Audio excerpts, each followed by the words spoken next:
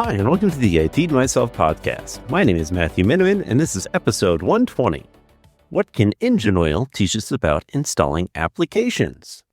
So, most of you, if not all of you, the dozen or so of you listeners, live in the United States and probably have a vehicle, and probably have had to do maintenance on your vehicle or one of your vehicles in the past. And changing your oil is a big part of that. You know, it's an important thing to do for your vehicle, keeps it running. If you don't change your oil, bad things will happen. You know, you might get away with it for 10,000, 20,000 miles, but then your engine's going to seize and you're basically going to have to replace the car or buy a new engine, depending on, how much you like the body of your vehicle.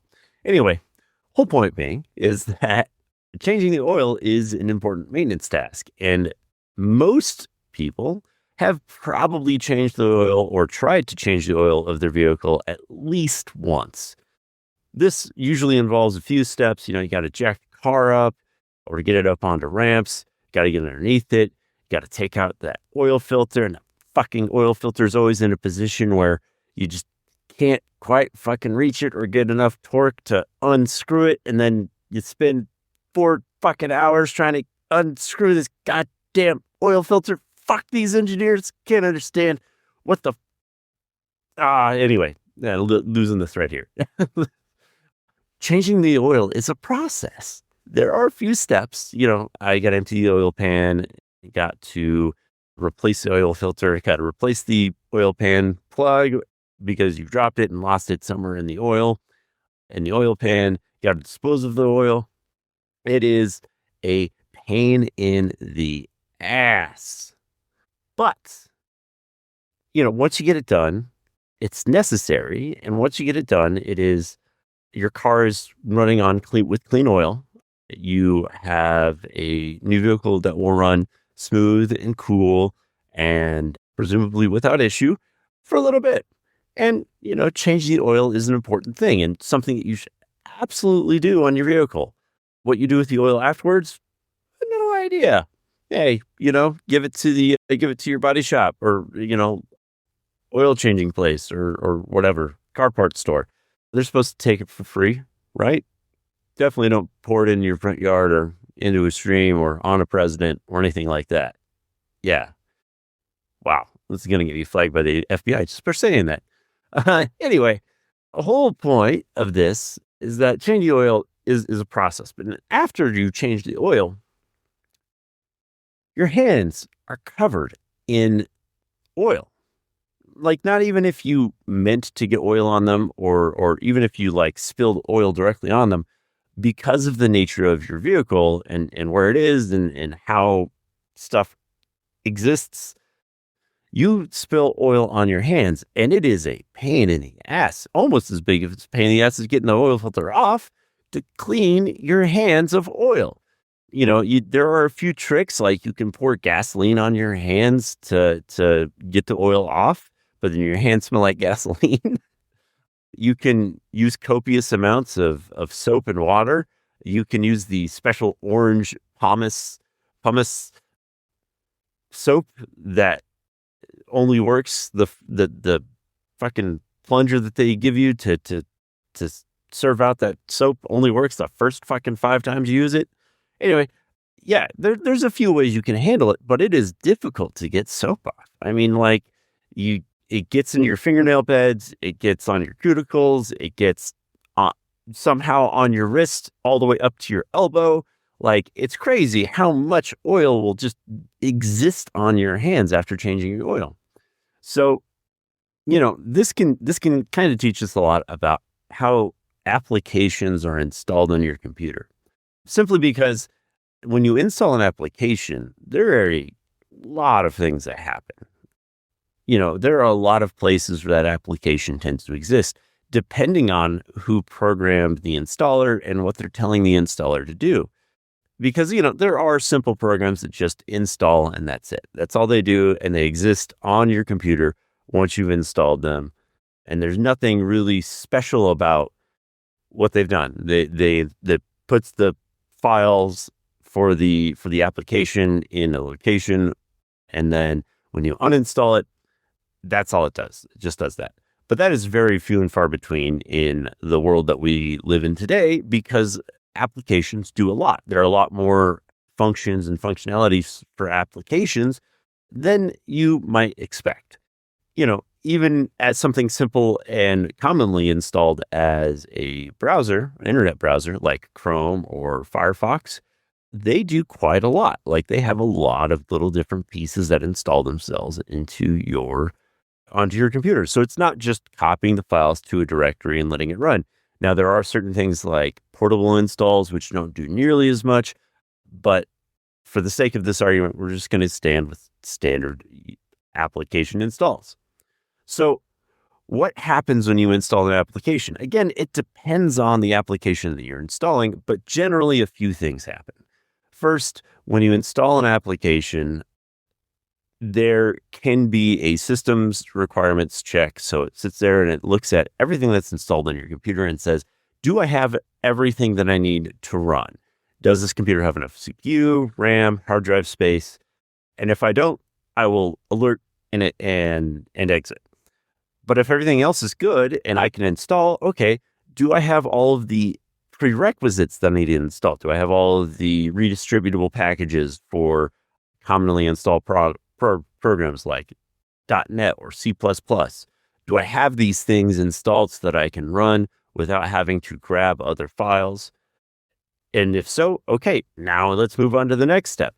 So then the application will then start to copy the files directly or maybe download them to copy and put into the proper place.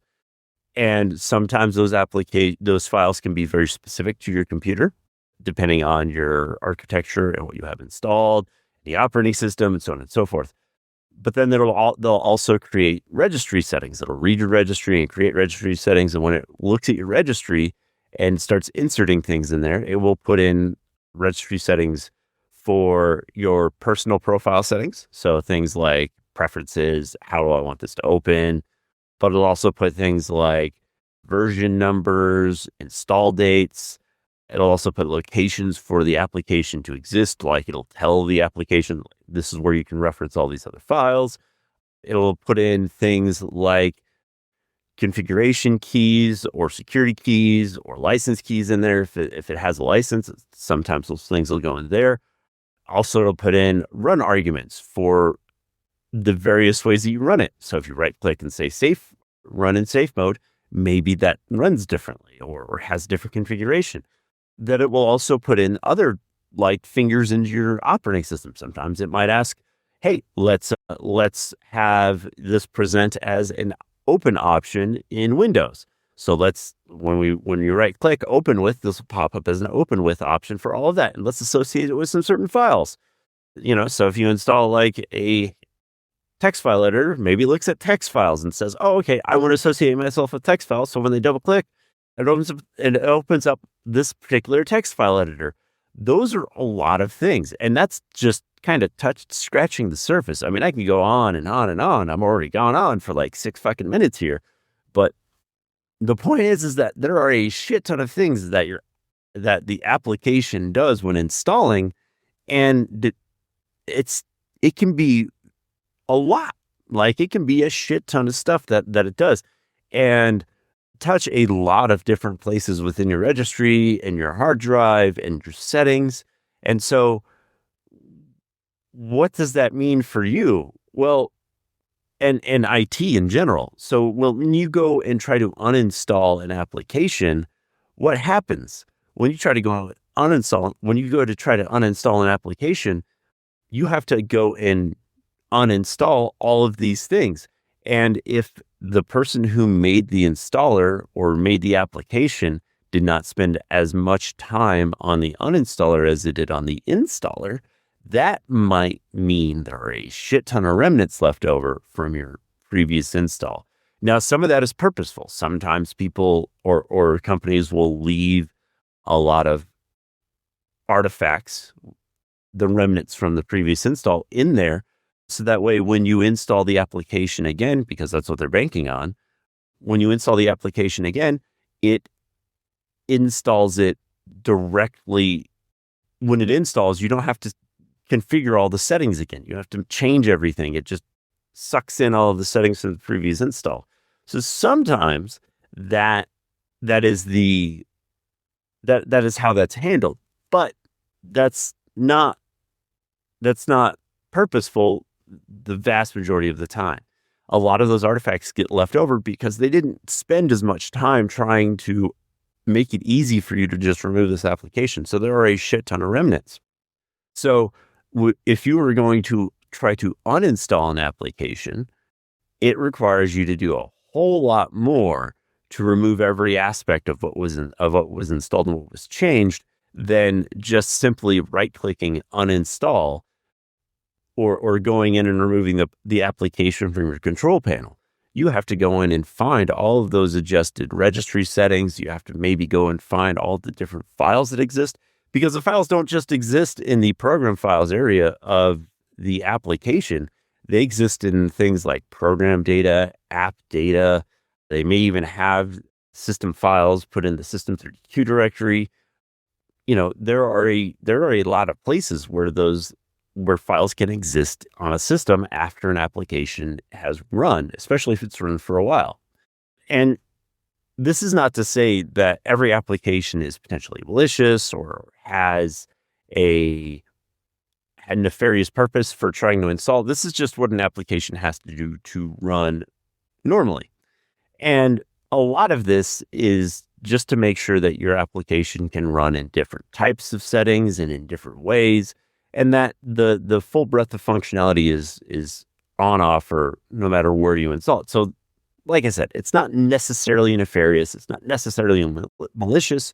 It's just a lot of work. And because people in general are fucking lazy, they don't put as much work in the removal as they do in the addition to of the software. So, like, if you're trying to uninstall a product, they're probably like, "Oh, well, fuck you. We don't give a shit about your computer now that you're removing us. We're just going to let this sit here." So, if you're going to completely uninstall an application, you would really have to scrub deep. You'd have to scrub really hard, and sometimes you have to go in with a very fine-tooth comb or piece of pumice to try to get every little aspect of that piece of software removed. You have to go into the registry. You have to go into the run once. You have to go into your services catalog and remove all of that. And, there are applications that can help uninstall this. But again, you're installing one application, uninstall another application, which really just feels like a rat chasing its own tail. Doesn't seem like it's going to get you anywhere. Like it's a lot of work. So the reason why I bring this up is that a lot of people, specifically those who don't have experience in IT, always seem to think like it's just an easy thing to uninstall an application, that there's no possible way for this to be difficult. But there are a ton of things to consider. And when you uninstall an application and then try to install another application on top of it, that can mean a lot of different things. And that can actually result in a lot of errors. Specifically, if there are remnants that conflict with the new installation, which is honestly where a gigantic portion of system errors and error messages end up coming from, is from bullshit that other applications have installed, or remnants that other applications have installed that haven't gotten removed correctly and or have not gotten installed over correctly. So that is a deep consideration when you're moving softwares or installing software or doing any sort of transition away from one piece of software to another, is how is this going to affect me with the installation and uninstallation of this particular piece of software. Now, being in the modern world where we're actually moving away from applications having to be installed in your system and everything being within a web browser, that makes a lot of the application installation very easy to manage, because there's nothing there, but doesn't entirely get rid of it, because there are other ways, other access methods that we have to have in order to do certain things, and certain applications that we absolutely have to install, like Adobe Reader. If you have a computer in a business environment and you want to use a trusted PDF reader, you're probably going to end up using Adobe Reader at some point. Whether or not you have to do that is, I'm not going to suggest, but definitely don't try to skirt the issue by going and downloading a PDF reader that isn't Adobe, because that can lead you down to a path of malicious files and shit like that. Always go with a trusted PDF reader. Anyway, losing the thread here. With a PDF reader, when you install a PDF reader, that does a shit ton of activity within your computer. There are a lot of little handles that they have in your goddamn computer that are incredibly difficult to remove. And so if you install PDF Reader, Adobe Reader, and you decide, well, actually what I need is I need a PDF editor. And so you install a PDF editor on top of it or beside it, or remove Reader and install a PDF editor, that can end up having issues because of the way that the files end up being referenced, because Adobe Reader really wants to handle all of that PDF stuff. And when you uninstall it, or if you install something side by side it, there can be issues where Adobe Reader refuses to let go. It just does not want to let you do what you want to do. And so you have to be aware and understand where all of this stuff is and then remove it. Now, that doesn't make this whole thing impossible. There are ways to make sure that it does get completely uninstalled, or at least uninstalled enough for you to make sure that you don't have application remnants left over. But again, it can take some work. It can take a lot of work to do. Pouring gasoline on your hands and lighting it on fire sounds like a great idea to try to get it off, but then, you don't have hands and maybe not a body left over. But the idea here is that, if you want to uninstall something or have something uninstalled properly, it will take that work. Now, we could also put pressure on application vendors and application developers to make sure that when you click the uninstall, there's some option to remove all remnants of the application, to just reverse everything that was done. It's not impossible. That is absolutely a thing that can be done. And honestly, if developers took just a little extra fucking time in their uninstaller, it could absolutely be the thing that happens. There are ways to see every aspect of a computer that an application has touched. Sysmon, Procmon, these are things that actually exist and are free and ready to use, that could be done, that could identify when and where items are installed or changed or adjusted when an application is installed. So all that being said, there's a lot of work that has to go into an application install and uninstall process. And if you as a developer do not spend an appropriate amount of time in making sure that they are handled appropriately, it can lead to large impacts down the road, such as, like I said, remnants being left over, conflicts being installed, issues where the computer thinks this application is still installed, even though it's nowhere in sight and the uninstaller has been run. There are a lot of issues. And honestly, installers and uninstallers are probably the last fucking thing an app developer, a vendor thinks about when they are pushing out their software, which is probably why that fucking oil filter is in just the wrong fucking place or the right fucking place to gouge my hand on a sharp piece of sheet metal. Fuck. Anyway, I think that's all I got time for today, guys. I hope you all have a great day.